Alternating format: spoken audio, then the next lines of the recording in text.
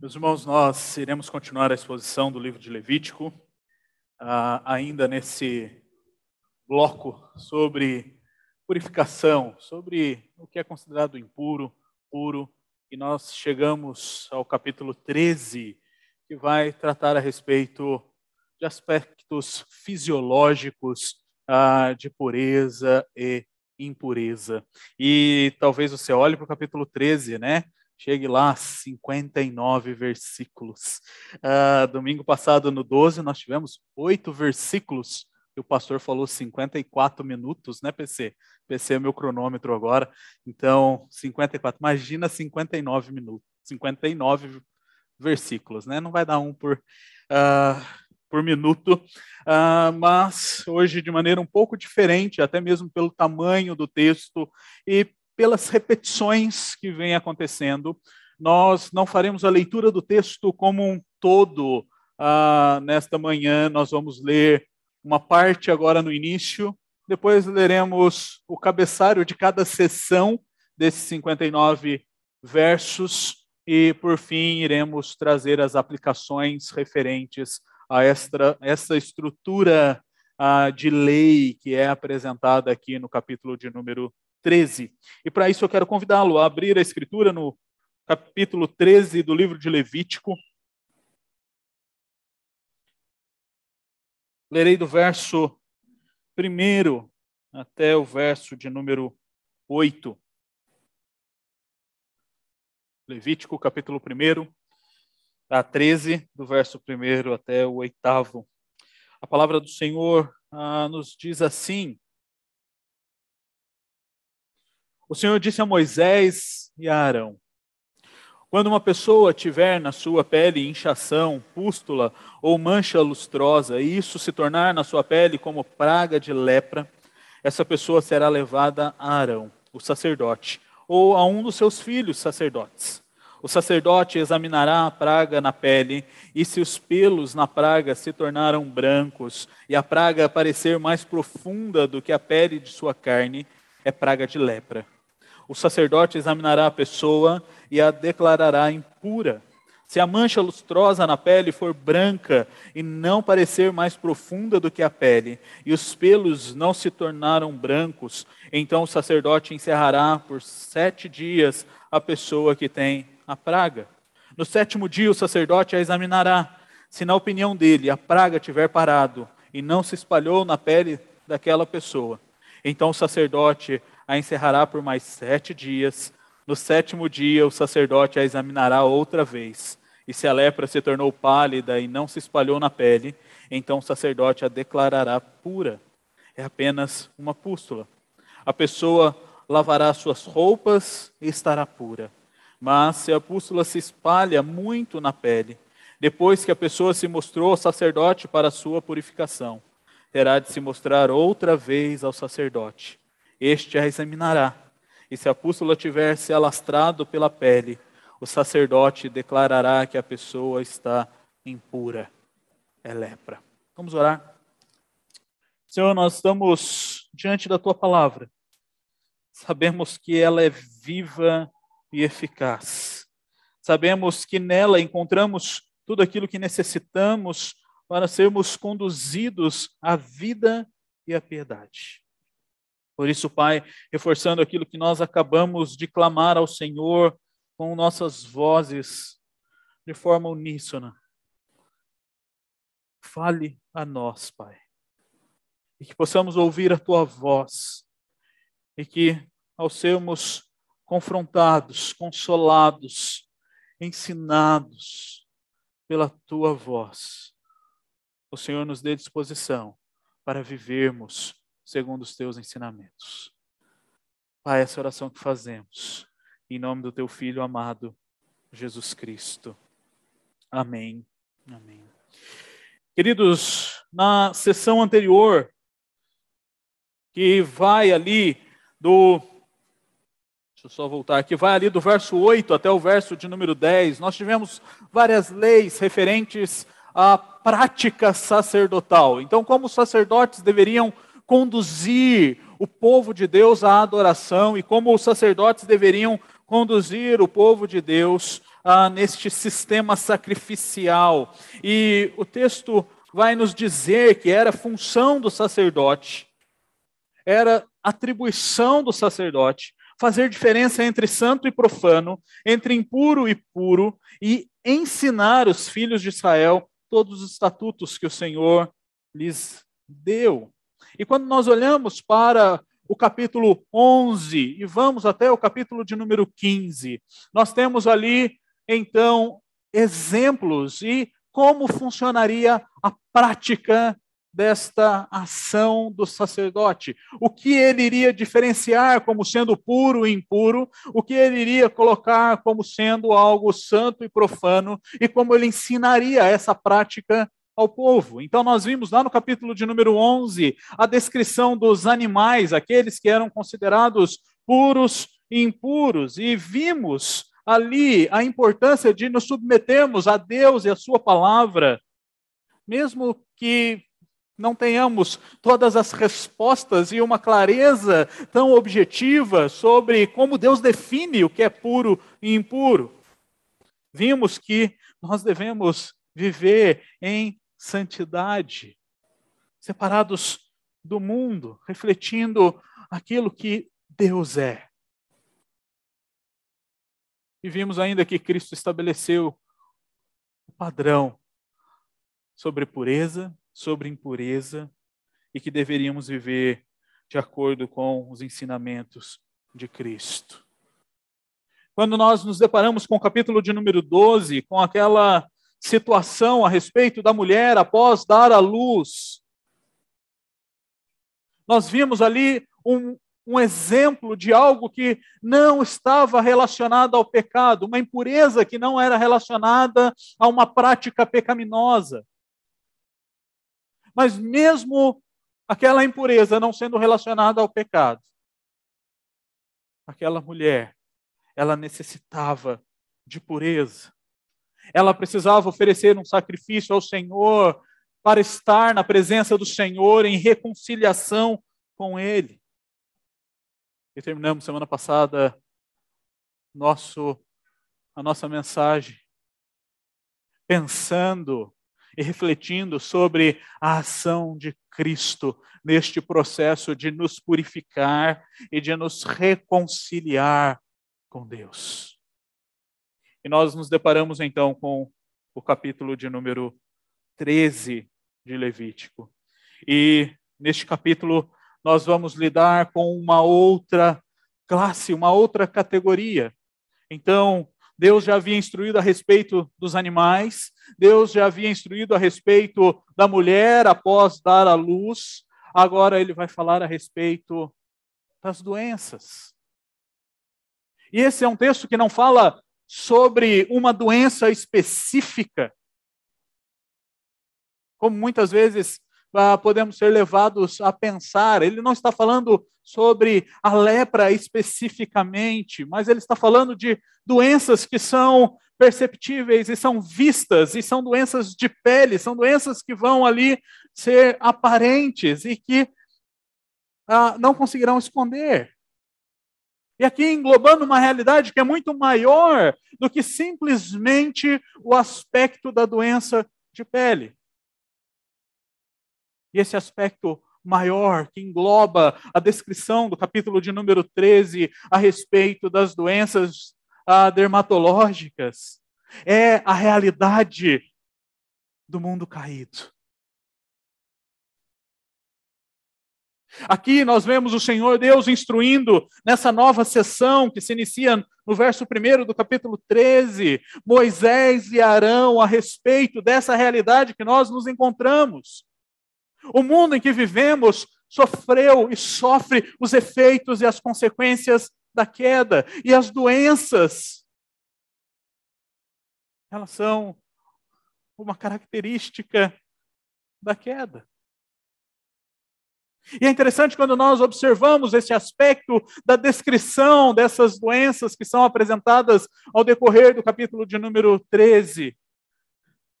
Nós podemos entender que aqueles homens precisavam passar, homens no sentido amplo, né? Aquelas pessoas precisavam passar diante do sacerdote. por uma avaliação visual, porque elas não poderiam estar diante do Senhor imperfeitamente. Aquelas doenças traziam imperfeição, traziam incompletude.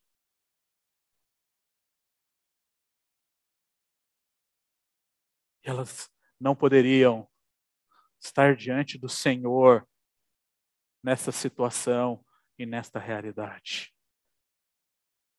E o Senhor graciosamente vai nortear este processo e vai trazer leis a respeito de como eles deveriam lidar com essa realidade. E é interessante quando nós olhamos e fazemos uma correlação com o que temos nos nossos dias.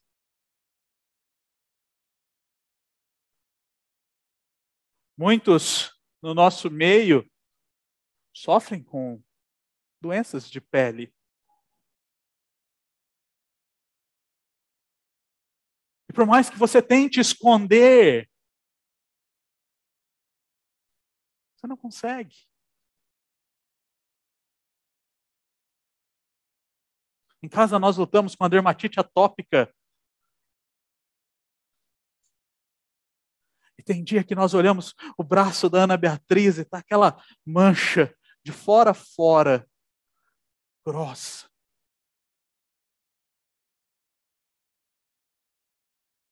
Ela não pecou. Ela não fez nada que pudesse trazer isso a ela. Mas é consequência da queda. Um bebê de 40 dias tem as suas acnes neonatal e várias erupçõezinhas na sua pele. Não dá para esconder. Queridos, a realidade da queda é algo que nós não podemos esconder. E a realidade da queda nos mostra a realidade de que somos pecadores, miseráveis, incompletos e que não podemos estar diante do Deus vivo e verdadeiro.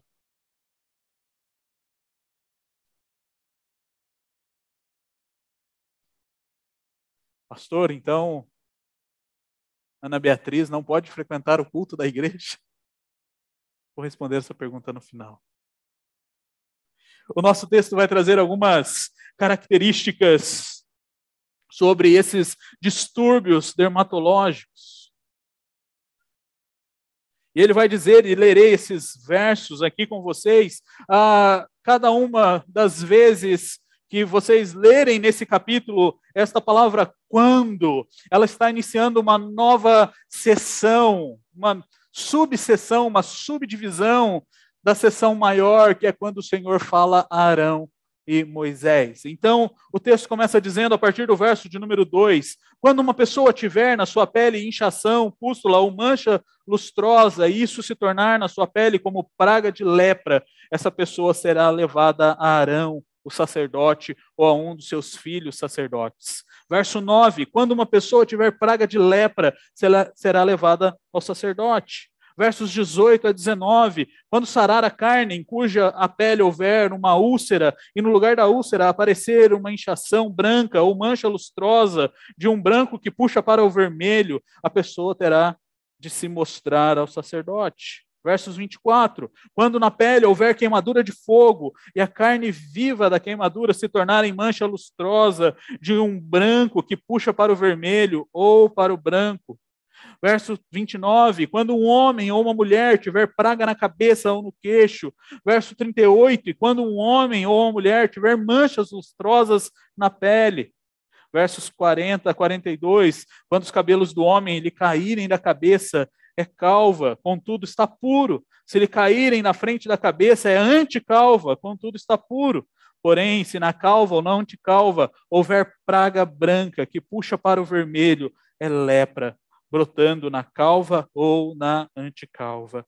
Versos 47 e 49. Quando também alguma roupa houver praga de mofo, roupa de lã ou de linho, seja na urdidura, seja na trama de linho ou de lã, em couro ou em qualquer objeto feito de couro, se a praga for esverdeada ou avermelhada na roupa, na pele, na urdidura ou na trama, ou em qualquer coisa feita de couro, é praga de mofo e deverá ser mostrada ao sacerdote. Aqui nós vamos nos deparar com todas essas realidades de distúrbios dermatológicos, sinais claros de uma doença. E qualquer pessoa que sofria de tais doenças deveria, então, se apresentar ao sacerdote. E o sacerdote iria olhar basicamente duas características destas enfermidades. A primeira característica que ele se deteria e olharia seria avaliar a gravidade daquela doença, vendo se aquilo seria algo passageiro ou algo permanente. E o sacerdote também deveria determinar se aquele problema seria contagioso ou se ele seria benigno. E ele fazia isso por meio da aparência daquela doença. Então, esse texto, nesses 59 versos, ele vai trazer essas divisões maiores, trabalhando situações específicas que o sacerdote deveria observar. Primeiro, ele observaria os sintomas como inchaço, pústula ou mancha lustrosa, mudança na cor da pele ou no pelo. Então, ele olharia para os sintomas para caminhar para o diagnóstico. E se você olhar o texto, você vai ver que todos esses sintomas são repetidos muitas vezes. Porque aquela pessoa se deparava com aquela situação na sua pele, ela deveria apresentar-se ao sacerdote. O sacerdote a colocava separado para um período de observação por 7 dias. E após esse período, ele faria novamente uma análise dos sintomas. Se a coisa tivesse muito feia, ele já declararia aquilo crônico. Mas se tivesse ali alguma dúvida, ele colocaria aquela pessoa mais uma vez em uma quarentena. E de quarentena nós passamos a entender bem, né, nos últimos anos. E ele ficaria em quarentena. E depois seria reavaliado pelo sacerdote. Então, os sintomas, eles são muito importantes, por isso eles são repetidos várias vezes aqui neste capítulo, porque eles vão determinar a gravidade e a seriedade daquela situação. E, consequentemente, isso iria levar a consequência, o que seria feito com aquela pessoa. Aqui nós vemos o texto falando sobre uma doença crônica.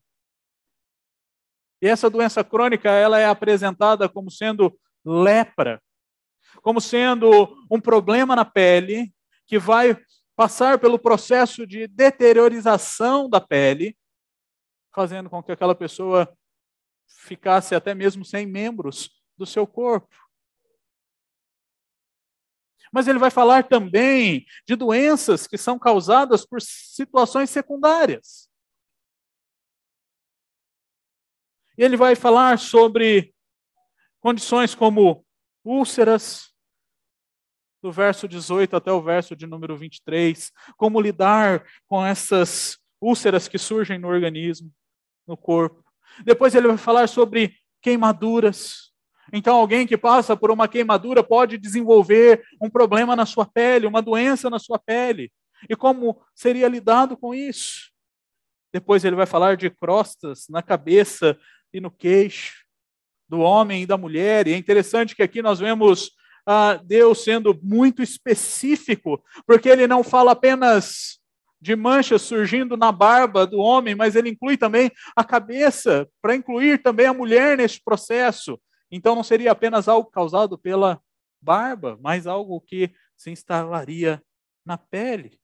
Depois ele vai falar das manchas brilhantes no corpo e como elas deveriam ser avaliadas, do verso 38 até o verso 39. E ele vai falar aqui também da calvície. Mas é importante dizer aos meus irmãos que sofrem com a calvície que o texto já diz que ela é pura. O problema é se tiver alguma mancha na sua calvície. Aí você procura o médico para ver o que é. Então, ser calvo não é um problema de impureza, tá bom? O texto vai repetir 2 vezes isso, inclusive, para dar essa ênfase. Mas ele vai trabalhar dessas áreas que são calvas, que estão expostas. E, queridos, quando nós olhamos para esta situação, nós vemos, como eu já disse, a realidade do mundo que foi afetado pelo pecado. E o pecado vai afetar o nosso corpo. O pecado vai fazer com que nós nos tornemos impuros. De maneira ampla e geral, o pecado de Adão e Eva, a queda relatada lá em Gênesis 3. Então nós não podemos fugir dessa realidade, que o mundo caído também nos afeta, e mesmo que nós não tenhamos cometido algum pecado específico para termos o desdobramento de uma doença como esta ou qualquer outra, isso não impede que elas aconteçam. No Novo Testamento nós vamos ver questionamentos do tipo: quando os discípulos olham para Jesus e perguntam assim, quem pecou? Para que ele nascesse assim. Quem pecou? E a resposta é, ninguém pecou. Isso aconteceu para que Deus fosse glorificado. Mas o nosso texto ele vai terminar dizendo e falando a respeito de objetos que são também contaminados e trazem contaminação. E ele vai falar especificamente sobre a roupa. No domingo que vem, no capítulo de número 14, nós vamos ver alguns aspectos sobre mofos, né? Cuidado em casa, vasilhas e coisas do gênero.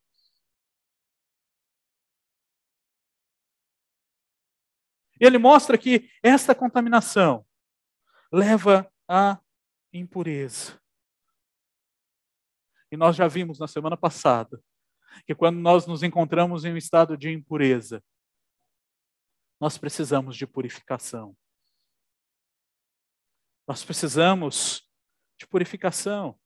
E o Senhor, na sua graça, Ele vai providenciar um meio para a purificação. Diante dessa realidade, o texto vai nos mostrar a importância do sacerdote. E este é um capítulo que mostra a descrição do capítulo 10 de forma ativa. O que o sacerdote deveria fazer? Como ele deveria, então, cumprir a sua função de separar o impuro do puro? E como ele deveria ensinar isso ao povo? E nós vamos ver no capítulo 13 essas expressões das ações do sacerdote se repetindo diversas vezes. Nós vemos que o sacerdote ele tem a função de examinar. E essa expressão vai aparecer 17 vezes nesses 59 versículos. Então, aquela pessoa se apresentava, o sacerdote faria com ela um processo de, no mínimo, 1 a 3 exames. Ele iria olhar a mancha, ele iria olhar ali a úlcera, ele iria olhar o formato, se estava mais profundo ou não, ele iria olhar a tonalidade do pelo, a tonalidade da pele, e tudo isso seria indicativo para o sacerdote no seu exame acurado da resposta que ele daria. E aqui é algo importante, porque se o sacerdote fizesse um exame errado, ele colocaria todo o povo, à mercê da impureza. Porque a pessoa, no processo da impureza, ela deveria ser afastada, para que ela não contaminasse todo o povo, e até que esse processo então fosse resolvido, ou não. Mas ela não poderia estar ali naquele ambiente de adoração. Nós vemos que era função do sacerdote supervisionar esta quarentena.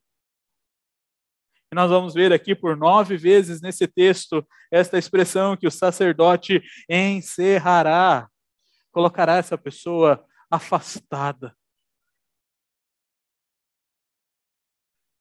Iria supervisioná-la durante estes 2 períodos. E ao final de cada uma dessas sessões, nós vemos essa expressão se repetindo por 19 vezes. Era a responsabilidade do sacerdote declarar a impureza ou a pureza. Era a responsabilidade do sacerdote dizer se aquilo era puro ou não. Mas não de acordo com o seu achismo, não de acordo com aquilo que ele pensava ser ou não, mas de acordo com a lei que o Senhor deu, de acordo com aquilo que o Senhor esclareceu e colocou de forma tão detalhada. Tão detalhada.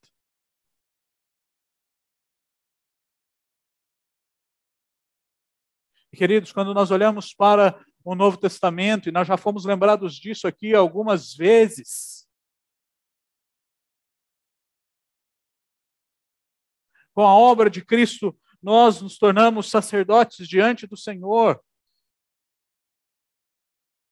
E nós precisamos aprender a fazer separação daquilo que é puro e daquilo que é impuro. Nós precisamos aprender a olhar para a lei de Deus e vivemos pautados na lei de Deus.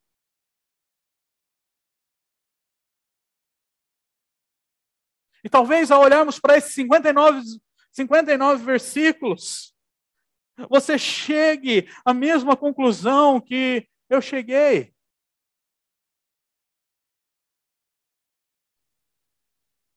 Nós não damos conta de cumprir isso aqui. Consequentemente, nós não damos conta de cumprir a lei de Deus. Porque vivemos num mundo caído. Porque somos pecadores. Somos imperfeitos e incompletos. Mas Deus, na sua graça, Ele providenciou um sumo sacerdote que não faz apenas estas coisas. Ele providenciou um sumo sacerdote que veio de maneira definitiva nos purificar. E, queridos, quando nós olhamos para este texto tão detalhado, e o meu desafio para você e tarefa de casa é que depois que você chegar em casa, depois da soneca do almoço, não faça antes da soneca do almoço, você leia esse texto inteiro. E veja todos os seus detalhes. E todos os seus detalhes vão apontar para esta realidade. Nós devemos depender da obra de Cristo. Nós devemos depender da obra de Cristo, porque quando olhamos para a realidade da impureza, da necessidade de limpeza, apenas Cristo pode nos limpar. Isso é o que vai ser relatado lá no Evangelho de Mateus, no capítulo 8, versos 2 e 3. Quando Jesus desceu do monte, grandes multidões o seguiram, e eis que um leproso aproximou-se e o adorou, dizendo: Senhor, se quiser, pode me purificar. E Jesus, estendendo a mão, tocou nele, dizendo: Quero sim, fique limpo. E no mesmo instante, ele ficou limpo da sua lepra. Então Jesus lhe disse: Olhe, não conte isso a ninguém, mas vá, apresente-se ao sacerdote. Função do sacerdote. Ele vai examinar você, ele vai encerrar, vai colocar você ali em quarentena e vai então depois considerá-lo puro. Faça a oferta que Moisés ordenou, que nós vamos ver no capítulo de número 14, como funcionava esta oferta para a purificação depois da cura de alguém que havia sido afastado de forma permanente do convívio do povo. Para que isso possa servir de testemunho para o povo. Queridos, quando a pessoa ela era considerada impura, quando ela era considerada alguém ali com lepra, ela não era apenas tirada do convívio das pessoas para fora do arraial, mas ela também tinha que vestir roupas rasgadas, e sempre que ela encontrasse com alguém, ela precisava gritar: olha, cuidado, cuidado, cuidado, eu sou impuro, cuidado. Porque a sua impureza, a sua sujeira, contaminaria os outros.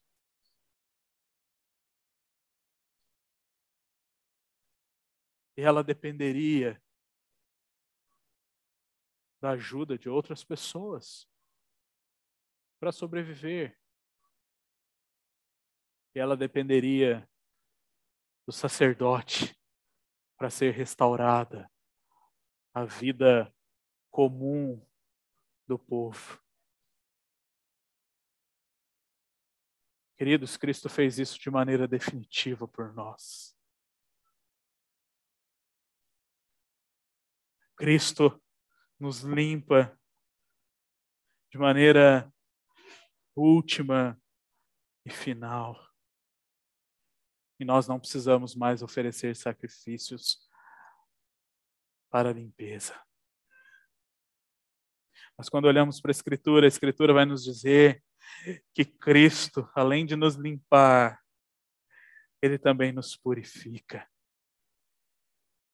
Ele é quem nos purifica. Olha o que o salmista vai dizer no Salmo de número 51, ali declarando a sua culpa, declarando ali o seu pecado.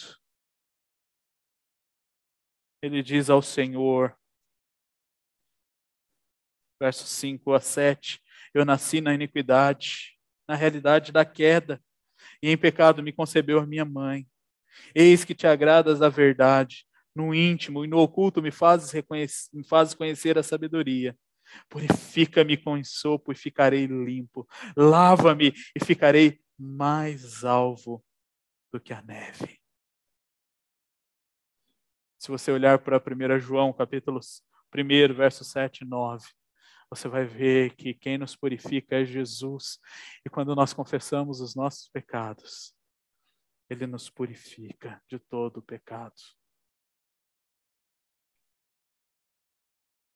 Que graça! Nós nos deparamos com doenças, nós nos deparamos com os efeitos da queda, nós nos deparamos com situações adversas, com situações de impureza.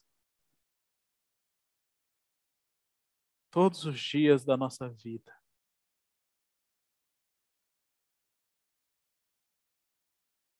Mas nós temos alguém que faz todo o processo por nós. Nós não precisamos mais oferecer sacrifícios. O sacrifício de Cristo foi suficiente.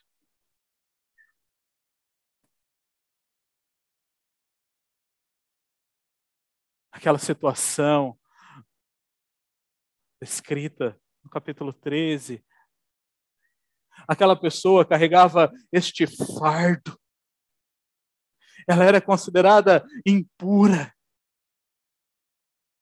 Não poderia se relacionar com as pessoas ao seu redor. Não poderia se relacionar com Deus, pois ela não poderia estar no tabernáculo.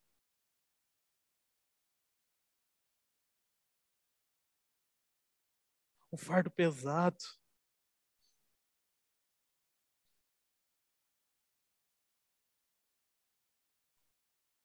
John Bunyan, ao escrever o famoso livro O Peregrino, relatando ali a história do cristão que sai ali da sua cidade, vai até o Monte Santo e na sua caminhada, todo o tempo, ele carrega consigo um fardo. Em certo momento, ele se depara com o legalista. O legalista leva a um lugar e diz assim: olha, se você cumprir todas essas coisas, seu fardo será aliviado. Vou dar spoiler, tá? O fardo não é aliviado. Pelo contrário, o fardo fica ainda mais pesado. Porque ele não conseguiria cumprir toda a lei. Ele não conseguiria aliviar o seu próprio peso com as suas próprias forças. Porque o único que pode aliviar este fardo é Cristo. O único que pode tirar este fardo de nós, da realidade do mundo caído, das consequências do pecado, é Cristo.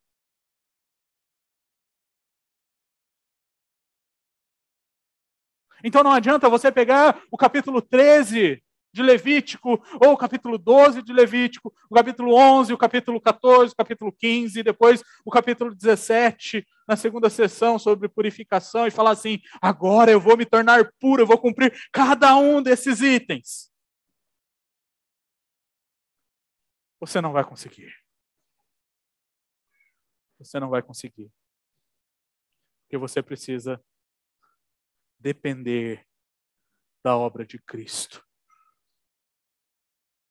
Como lemos em Hebreus, capítulo 10, o sangue do boi, o sangue do animal que era sacrificado, ele não era suficiente para limpar e purificar do pecado.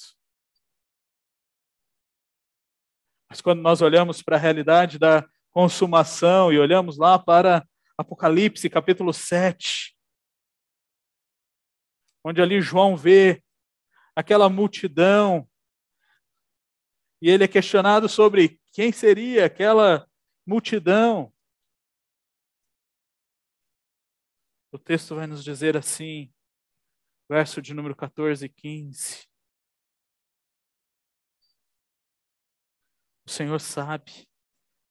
Então ele me disse: estes são os que vêm da grande tribulação, que lavaram as suas vestes e as alvejaram no sangue do Cordeiro. Por isso estão diante do trono de Deus e adoram de dia e de noite no seu santuário. E aquele que está assentado no trono estenderá sobre eles o seu tabernáculo. Querido, se você olhar para Levítico capítulo 13, e se detiver ali a partir do verso de número 47, você vai ver que quando a roupa estava contaminada, ela precisaria, se fosse algo ali simples, passageiro, ela precisaria ser lavada e muito bem lavada, mas se não fosse, ela precisaria ser queimada, jogada fora. Aquele que era considerado impuro por uma doença, ele também precisaria passar por esta limpeza, por essa lavagem. E o texto nos diz que Cristo é aquele que nos lava com seu sangue. E com seu sangue, ele nos torna mais alvos do que a neve.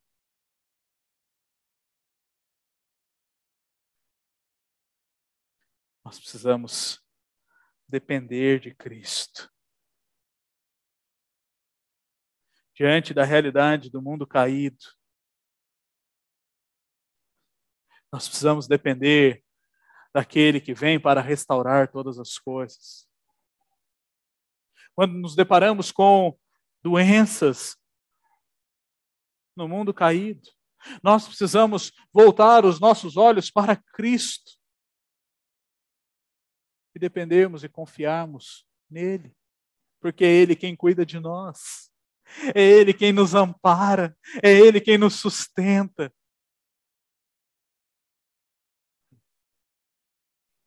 Paulo experimentou isso.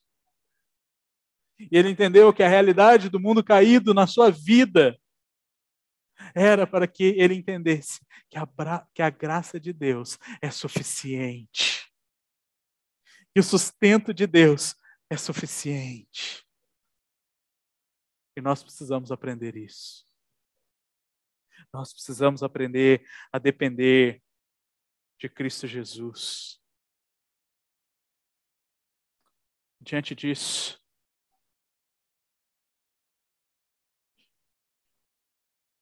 você precisa entregar a sua vida a Ele.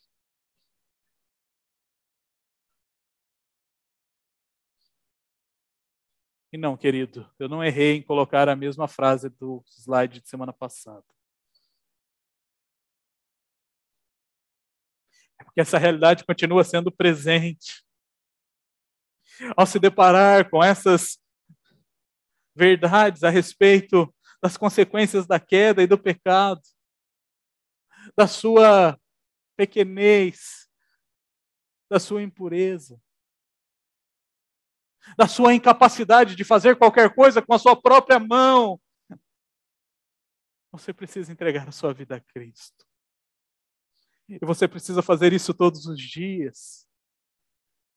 Porque o seu coração vai lutar para tentar assumir o controle que é de Cristo. O seu coração vai lutar diante da realidade do mundo caído, diante de doenças, de situações adversas, para tentar reagir sozinho e não depender daquele que vai cuidar e vai amparar você em todas as situações.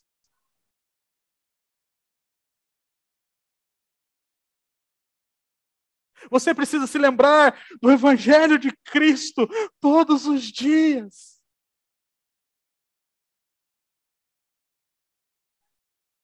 Para que essa realidade possa moldar a maneira como você reage ao mundo caído. A maneira como você reage ao seu pecado. E diante disso, você precisa se lembrar que você vive os efeitos, as consequências da queda. Mas isso não deve te levar, ou isso não deve justificar a impureza e o pecado.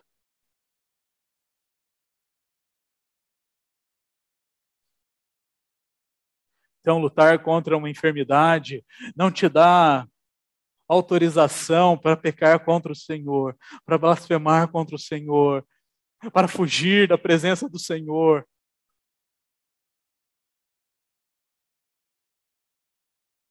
Se deparar com a realidade do seu pecado não te dá autoridade para viver longe de Deus e da comunhão dos irmãos. Nós estamos diante da mesa do Senhor e mês após mês, Reverendo Mauro e eu temos falado a mesma coisa nesses últimos 10 anos. O seu pecado e a realidade do mundo caído não deve te afastar da mesa do Senhor.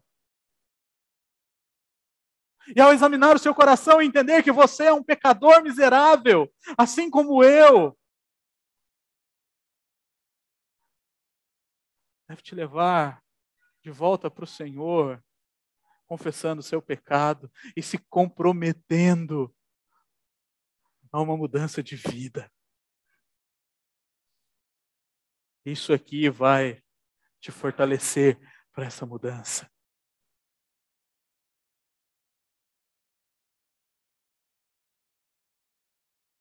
Lembre-se que você não é uma obra completa e Deus ainda está operando na tua vida.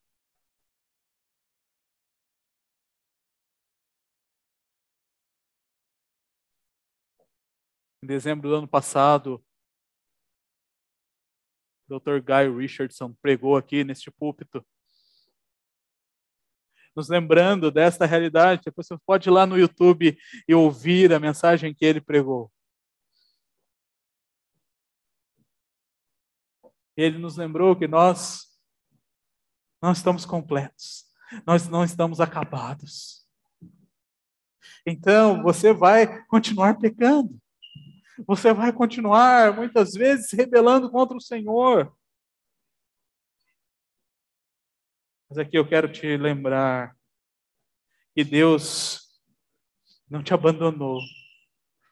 Porque Deus continuava cuidando daqueles que eram afastados da impureza, ali da sua doença dermatológica. Deus continuava dando provisão a eles.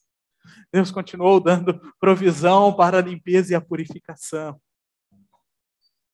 Ele continua te sustentando. Ele continua operando em você e te conduzindo de volta para Ele. Ele faz isso por meio dos seus irmãos. Ele faz isso por meio da sua vida com Ele. Não deixe essas coisas de lado. Em meio às tempestades, em meio às doenças, em meio ao pecado. Volte-se para o corpo. Volte-se para Cristo. E dependa dele, porque Ele está operando em você e te conduzindo à santidade definitiva. Quando Ele voltar ou quando nos levar. Que Deus nos ajude a dependermos de Cristo. Vamos juntos nos colocarmos em pé e nos lembrarmos da obra de Cristo. Vamos nos lembrar daquilo que Cristo fez por nós para que pudéssemos juntos adorarmos ao Deus vivo e verdadeiro. Vamos lembrar que Cristo, por meio do seu sangue, tomou toda a culpa, toda a ira sobre si. E no seu sangue, Ele nos comprou perdão.